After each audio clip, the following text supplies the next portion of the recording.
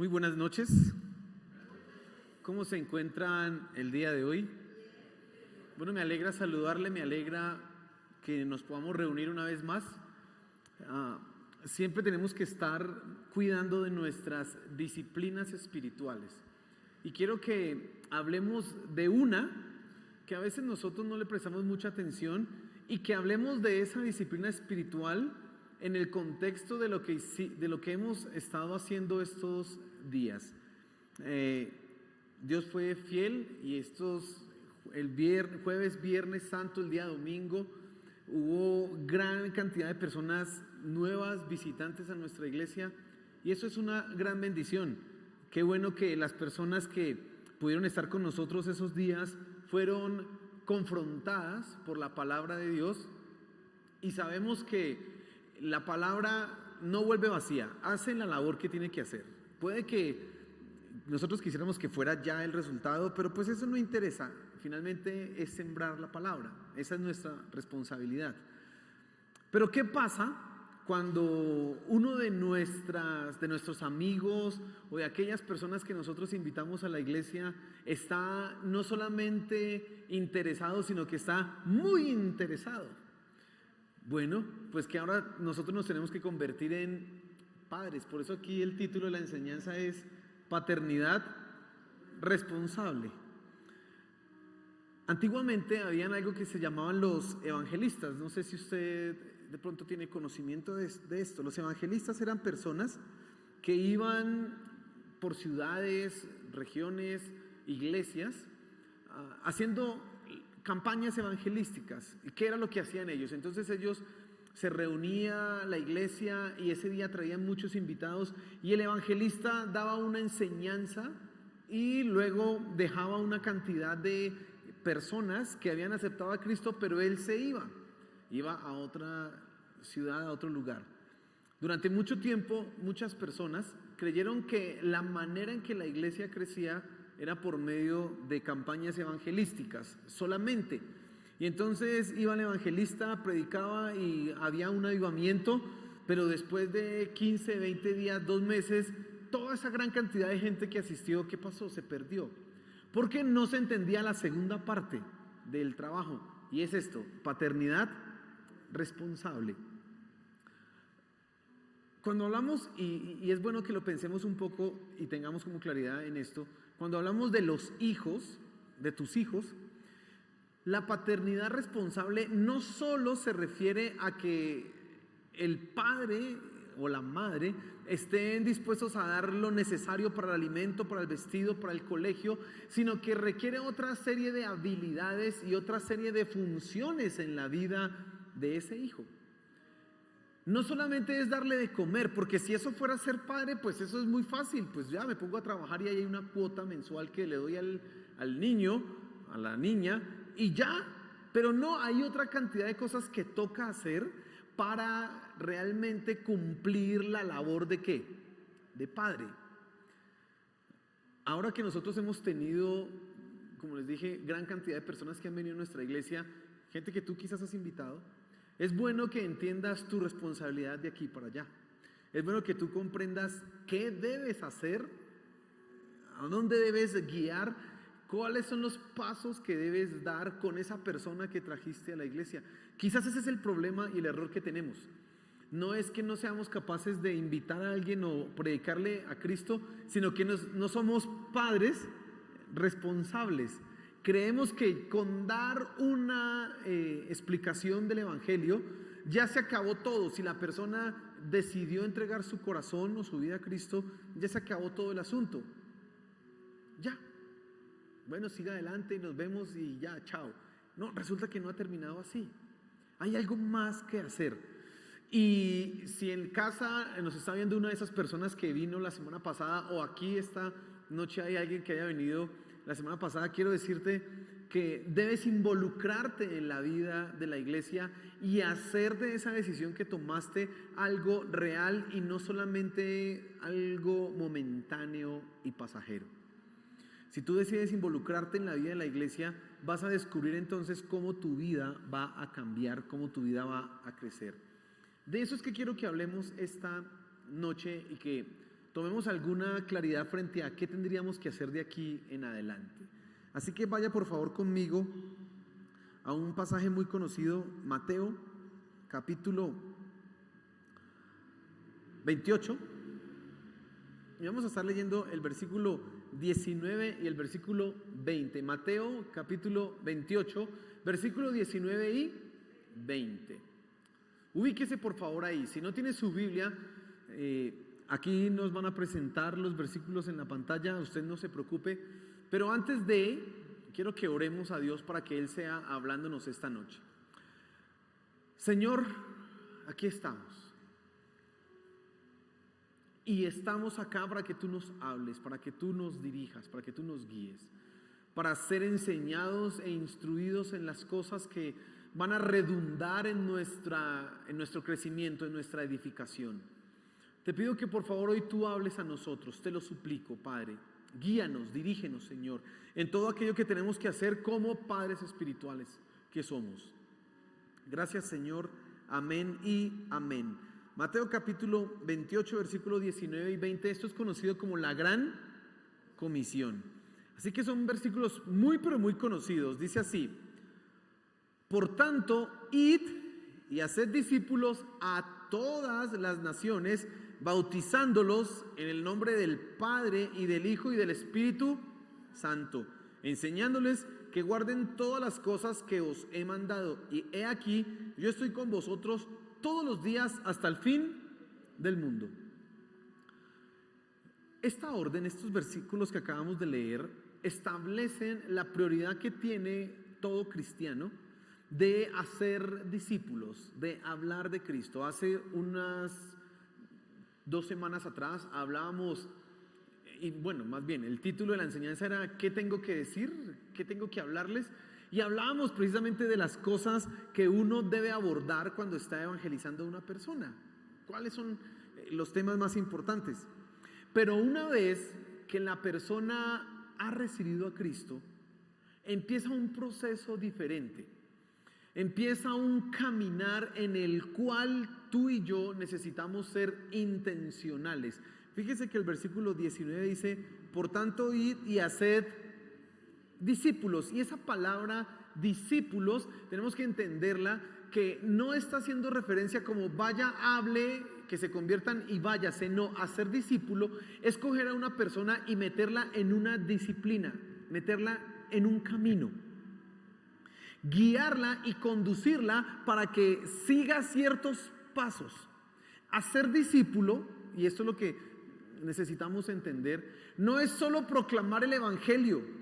Esto es fundamental y necesario. Hacer discípulos implica, como dice ahí el versículo, como continúa diciéndolo, el versículo dice bautizándolos en el nombre del Padre, el Hijo y el Espíritu Santo. Y después el versículo 20, enseñándoles que guarden todas las cosas que os he mandado.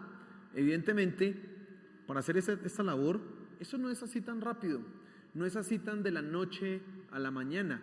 Eso no es un asunto como que para yo enseñarte, para que andes en el camino de Cristo, ya lo vas a hacer así como tan rapidito. Yo ya entregué esto y ya tú sigues en tu caminar.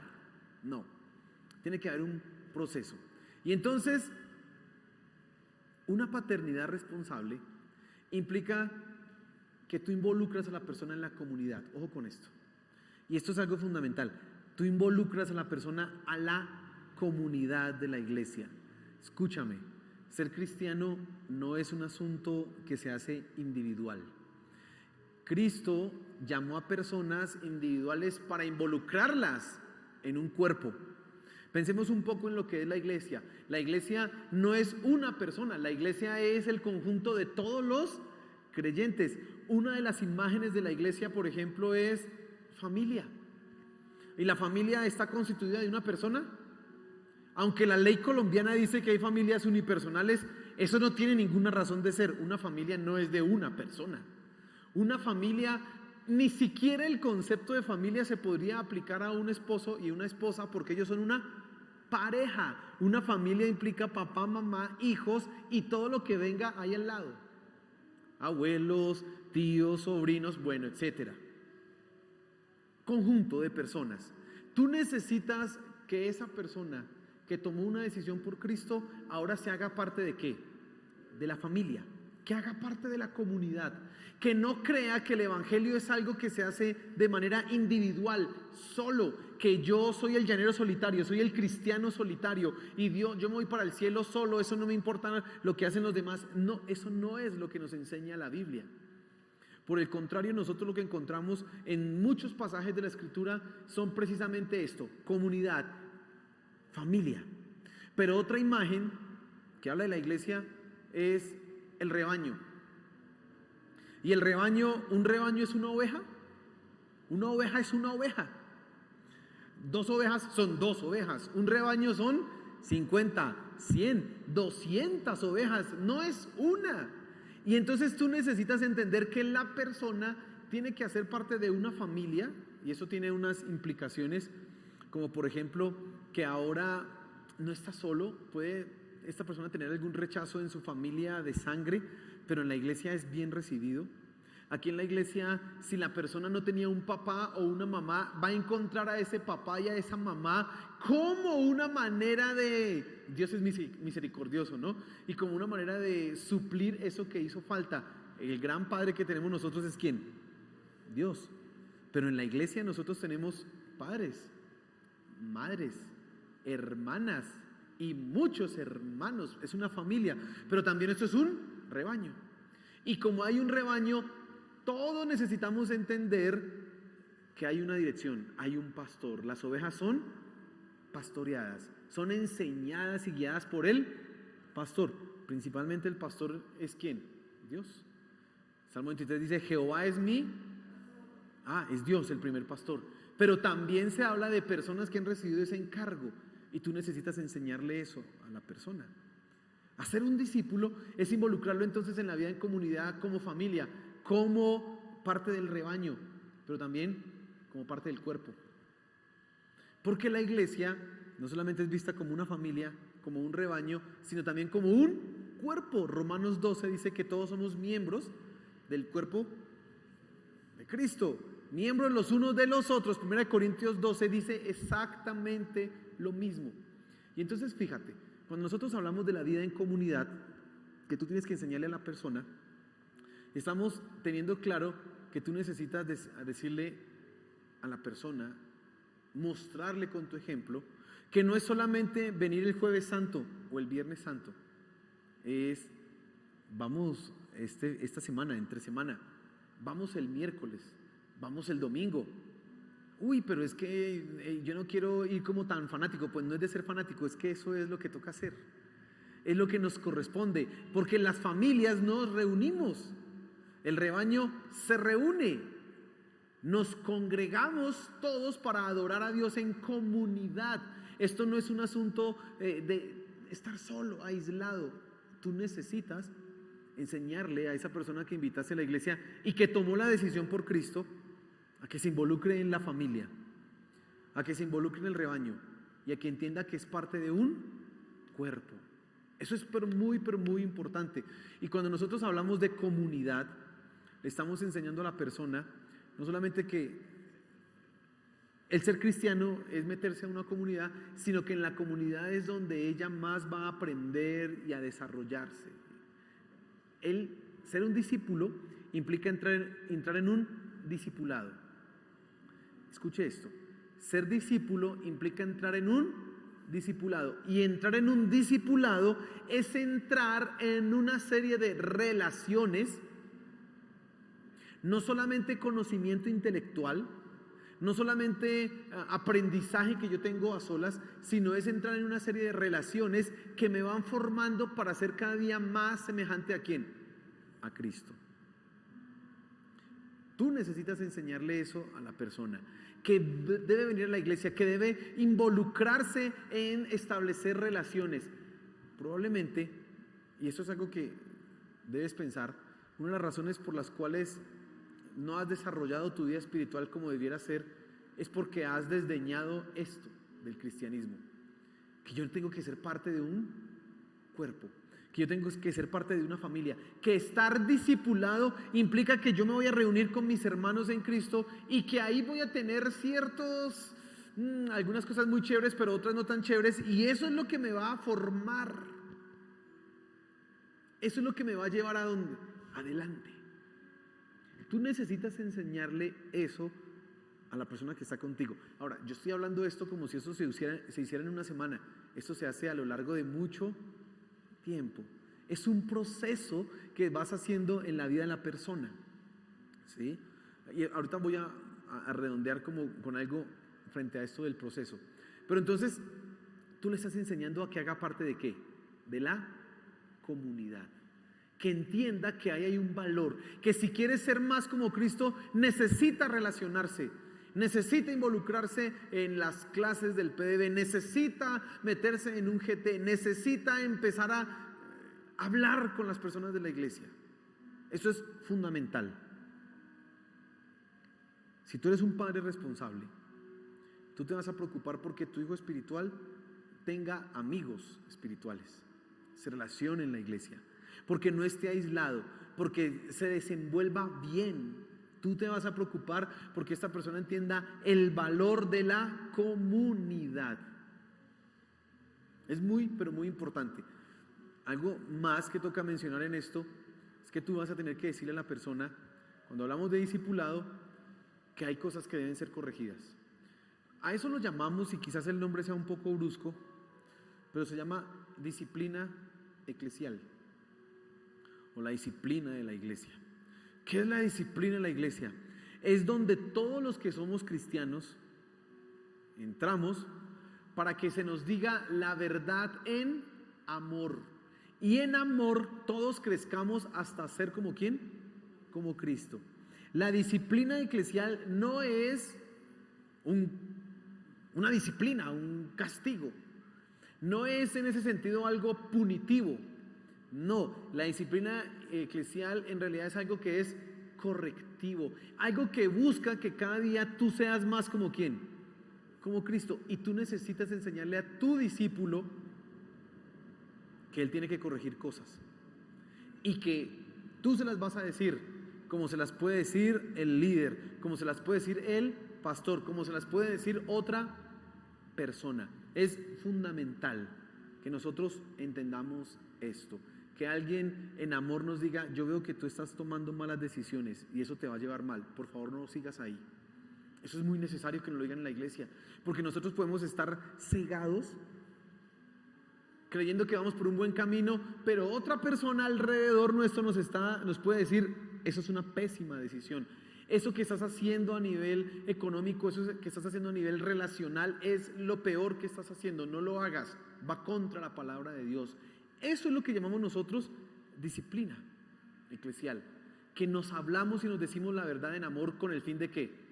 De mejorar, de crecer. Fíjese que entonces nosotros estamos diciendo aquí todo lo que, bueno, no todo, unas cosas de lo que tú tendrías que ir haciendo con tu discípulo. Y hay algo más y quiero señalar en el versículo 20. Dice: enseñándoles que guarden todas las cosas que yo os he mandado. Así que tú tienes que convertirte en un maestro. Un padre responsable es un maestro. Vas a tener que enseñarle a ese recién convertido cómo son las cosas, qué libro de la Biblia leer primero. Vas a tener que ponerte a su disposición para explicarle las dudas que tenga. Si no, cuando esté leyendo y no entienda, llámeme, yo le explico. Tienes que estar dispuesto a sacar el tiempo para leer con él, porque quizás le da pereza. Entonces, no, vamos a reunirnos y vamos a leer. Usted va a buscar un libro de formación cristiana y lo va a leer con esa persona. Yo recuerdo cuando estaba de novio, bueno, no era novio, pero estaba en conquista con mi esposa. Una de las técnicas o trucos que usé fue leer un libro de formación cristiana con ella. Se llamaba Una vida con propósito, y nos reunimos durante 40 días para leer ese libro. Pero yo gané dos cosas: gané una esposa y gané una mujer que conocía el propósito de su vida. Tú tienes que hacer esa labor. vamos a leer un libro juntos y vamos a todos los días a comentarlo. Nos reunimos en una cafetería, por Meet, bueno, yo no sé por dónde, pero usted hace esa labor. ¿Usted le está qué? Enseñando. Fíjese que eso no es como tan así, ya, bueno, pastor, ahí le llevé los nuevos y ahora usted qué va a hacer. No, no, no. Eso es una labor que hacemos, ¿quiénes? Todos. Y entonces tú te involucras con esa persona. Tú le dices, tú que tomas una decisión, necesitas avanzar en este sentido, en este camino. Mira, te regalo esto, léelo y cuando tengas dudas me cuentas. Usted va haciendo esa labor. Usted le está ¿qué? Enseñando. Usted se va a poner a disposición para que esta persona le pregunte, ¿y yo qué hago? Mire qué hago, yo me siento mal con esto, y usted va a ir, la palabra de Dios dice esto. Mire que yo siento esto acá, la Biblia me dice esto. Usted se va a convertir en un guía para esa persona, enseñándole. Pero lo segundo que quiero que tú te fijes es que una paternidad responsable es intencional. Implica que tú tienes la intención de hacer de esa persona un discípulo de Cristo, de ayudarlo lo más que puedas hasta que se parezca ¿a quién? A Cristo. Y cuando digo intencional, implica que tú vas a tomar las decisiones para no abandonar a esa persona, para llamar a cuentas a esa persona, para ganarte el corazón de esa persona, para ganarte el respeto, la sujeción de esa persona. Tú lo vas a tener que hacer. ¿Cómo se hace eso? Bueno, tiempo. Dedique tiempo. Si usted no dedica tiempo a la persona, no crea que la persona le va a abrir su corazón. Y eso implica a veces sentarse a escuchar una cantidad de cosas que usted, esto, a veces cosas que no son tan importantes, pero que para ella, importantes para usted no, pero para esa persona sí. Y usted va a tener que escucharle, va a tener que aprender a conocer, va a tener que aprender a descubrir en lo profundo de su corazón qué es lo que hay, porque tu plan es llevarlo a ser como ¿quién? Como Cristo. Así que es un asunto intencional, tiempo. Tienes que dedicar tiempo. Esto no funciona como, bueno, ya fuiste a la iglesia, bueno, nos vemos y ya, y Dios te bendiga y el Espíritu te guía, sí. Pero en realidad Dios ha decidido que nosotros trabajemos en esto, que nosotros seamos responsables. Miren lo que dice Pablo, por ejemplo, hablando a la iglesia de Corinto. Está diciendo, ustedes en Cristo tienen muchos maestros, pero solamente tienen un Padre. Él está diciendo, yo soy su Padre espiritual. Tienen muchos maestros, muchos que les enseñen, pero solamente un Padre. Eso no se puede desdeñar ni dejar tirado. Por lo tanto, tiene que haber tiempo. Tiempo, tienes que dedicar tiempo. Pero dos, en segundo lugar, usted tiene que tener un plan. Usted no puede llegar así como venga a ver qué se me ocurre hoy. No. Usted de pronto puede llegar sin un plan cuando ya es otro cristiano y viejos y que han crecido los dos en la fe y que usted no es el padre espiritual. Ahí sí, venga a ver de qué hablamos. Usted cuando está siendo un padre espiritual, usted tiene que ir intencionalmente a conducir a la persona a ciertas charlas. Usted tiene que tener un plan porque dice, él ya aceptó a Cristo, pero necesito que él confirme y afirme su corazón en esa decisión que tomó. ¿Cómo lo llevo yo a esto? Usted tiene que pensar esas cosas. Mire, nuestro Señor Jesús en eso es un maestro. Él discipuló a los 12. Y él hablaba y les enseñaba. Entonces usted se da cuenta, hizo un milagro y después le decía a sus discípulos, cuídense de la levadura de los fariseos. Y ellos estaban, ¿y qué nos está diciendo? Él les está enseñando. Las parábolas no se las explicaba a los demás, pero a ellos sí. Les decía, mire, esto significa esto, esto significa aquello. Pasó tiempo con ellos. ¿Por qué se llevó el Señor Jesús a Pedro, a Juan y a Jacobo, a Santiago, a ver cómo él oraba? Porque los está ¿qué? Enseñando, discipulando. Y entonces es algo intencional. O sea, ¿usted cree que el Señor Jesús, los voy a llevar para que me vean llorar sin ningún plan? No, Él tiene un plan, hay algo intencional. Yo creo que esa experiencia de la transfiguración en Pedro, en Jacobo y en Juan marcó profundamente su vida y su corazón, pero profundamente. Y nuestro Señor Jesús tenía la intención de hacerlo. Tú tienes que crear esos espacios, pues no nos vamos a transfigurar nosotros, ¿no?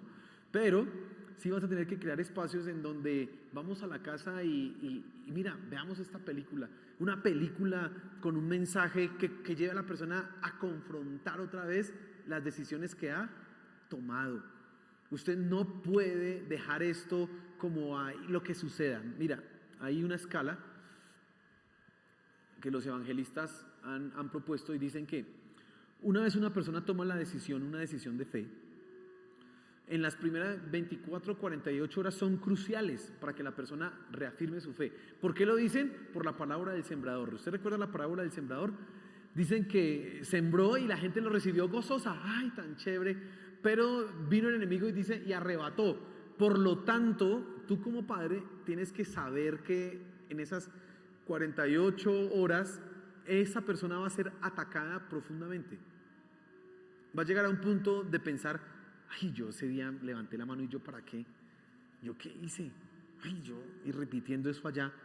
Va a llegar a pensar esas cosas y tú necesitas otra vez no confrontarlo con un asunto así tan directo, pero sí de manera sabia llevarlo a pensar las mismas cosas que él pensó ese día, que lo llevaron a tomar la decisión para que recuerde en su corazón aquello que Dios estaba haciendo y otra vez vuelva a afirmarse en la fe. Tú necesitas ser intencional y le doy una estrategia. Nosotros aquí hablamos esta semana que pasó acerca del dolor, acerca de la culpa y acerca de restaurar las cosas. Pues el día que vino la persona, que vino tu amigo y que ese día aceptó a Cristo, tú recuerdas el mensaje, uy, ese día se habló del dolor, pues habla con él otra vez del dolor, porque eso fue lo que marcó y lo llevó a rendirse ante Cristo. Pues háblale otra vez del dolor para que él recuerde su necesidad de ¿quién? De Cristo. Tú necesitas reafirmar y probablemente otra vez él vuelva contigo a entregar y a rendir su corazón. Pues vuelves a hacerlo con él, porque tú estás en un proceso de ¿qué?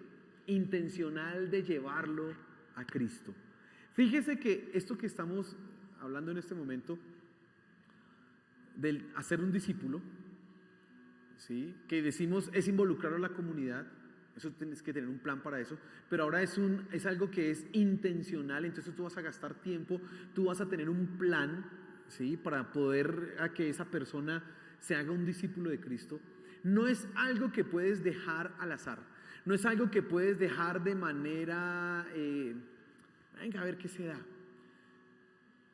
A veces hemos quizás invitado a muchas personas y no han permanecido en la iglesia por la sencilla razón que nosotros hemos dejado el proceso ¿a dónde? A medias. Pues ya conoció, pues que avance. No. Todos nosotros necesitamos en algún momento de alguien que nos condujera, de alguien que nos guiara, de alguna persona que estuviera a nuestro lado. Podía ser a veces ni siquiera con la labor de un padre, sino simplemente un amigo que nos decía, camina a la iglesia y allá hablamos y nos vemos en la iglesia. Y ya con eso fue más que suficiente para afirmarse. Pero nosotros tenemos que ser mucho más responsables, padres responsables.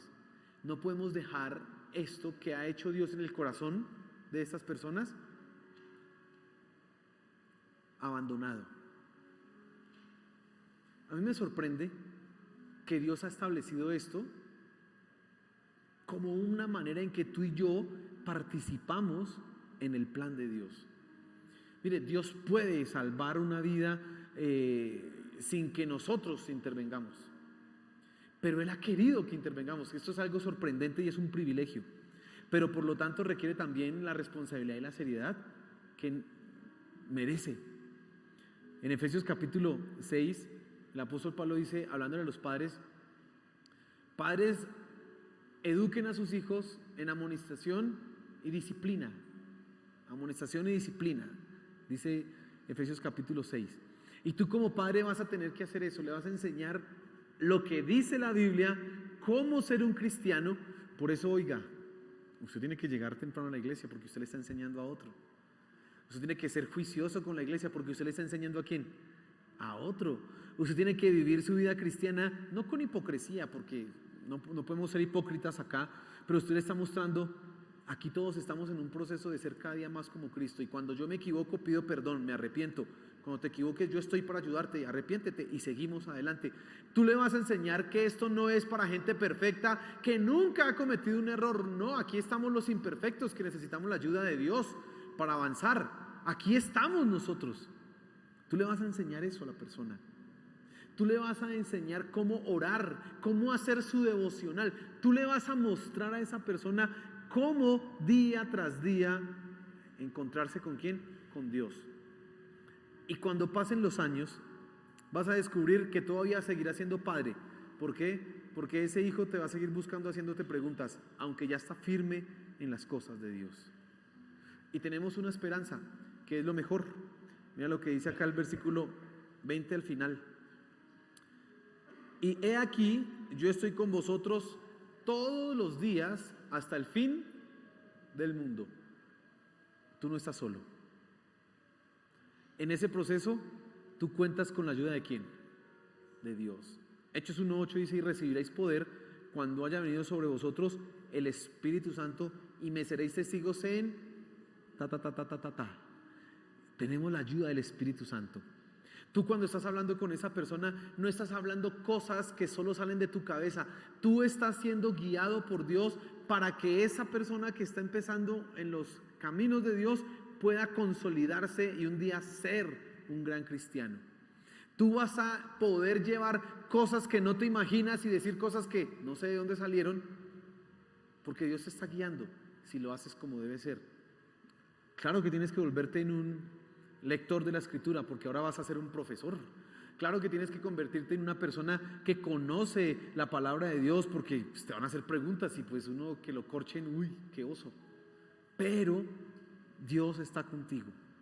Y lo que Dios empezó en esa persona, lo va a ir completando ¿con quién? Contigo. Él te va a dar a ti la capacidad para tener influencia en esa otra persona.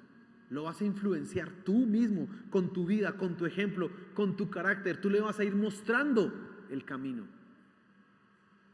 Así que padres, todos aquellos que trajimos un amigo y que ese amigo tomó la decisión de fe, ahora tenemos una responsabilidad, es consolidar a esa persona, es llevarla adelante. Pero quiero decir algo más.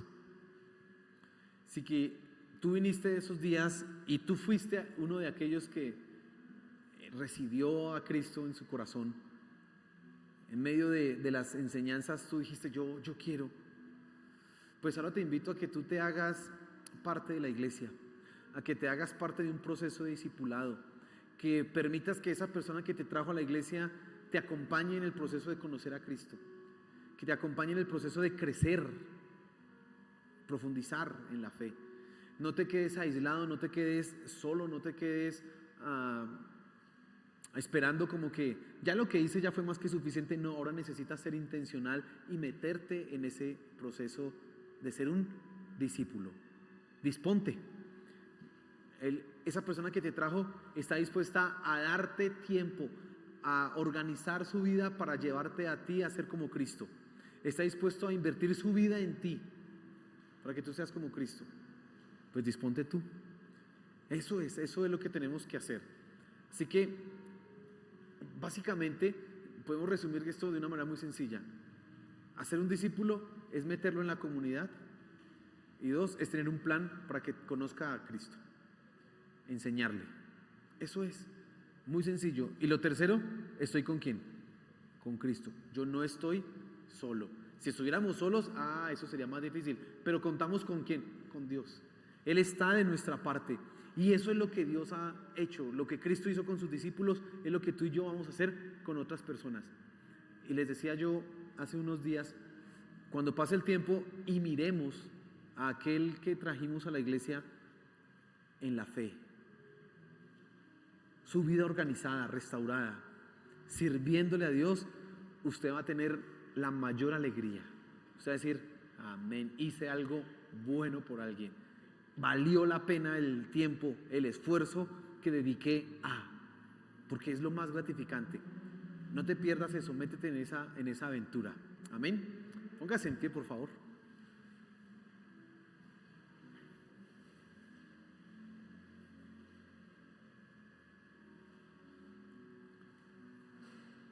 Con esto que hablamos esta noche, concluimos como toda esa parte de evangelismo. Toda esa parte en donde por qué tengo que hablar, qué tengo que decir, tengo que confiar en el mensaje, pues ahora tienes que ser un padre responsable. Con eso concluimos toda esa serie de enseñanzas que hemos dado. Creo que Dios nos ha dado un fruto y ahora tenemos nosotros que cuidarlo, llevar ese fruto adelante. Esa es nuestra tarea. Yo tengo una tarea, yo tengo una labor que hacer y sé que tú también lo tienes. Ponte, organízate, sé intencional y haz un plan. ¿Cómo yo hago esto? Ora por tu discípulo y que Dios te guíe. Y vas a ver a Dios obrando y vidas cambiadas, que eso es lo que queremos. Amén. Señor, gracias por tu palabra. Gracias porque todas las preguntas que surgen en nuestros corazones y en nuestras mentes están resueltas ahí en la palabra. Y hoy hemos entendido que tú haces una obra en el corazón, pero has decidido usarnos a nosotros para bendecir a las personas, para ayudarlas en su proceso de transformación. Te pido que nos ayudes a entender la importancia de dedicar tiempo, de modelar, de ser un buen ejemplo, de enseñar, de estar disponible en todo momento para resolver dudas, de saber escuchar, de saber aconsejar. Ayúdanos, Señor, te lo suplicamos, te lo suplico. Ayúdanos. Hemos sido bendecidos esta semana con lo que tú has hecho, pero ahora te pido que nos dé la sabiduría, Padre, para poder traer a muchos, Señor, afirmarlos en la fe. Aquellos que entregaron su vida a ti, que sean ahora confirmados, Señor, te lo suplico. Danos esa sabiduría para hacerlo. Gracias, Padre Celestial, por esta noche, por este tiempo. Te damos toda la honra y la gloria a ti. Amén y amén. Y denle un fuerte aplauso a nuestro Señor.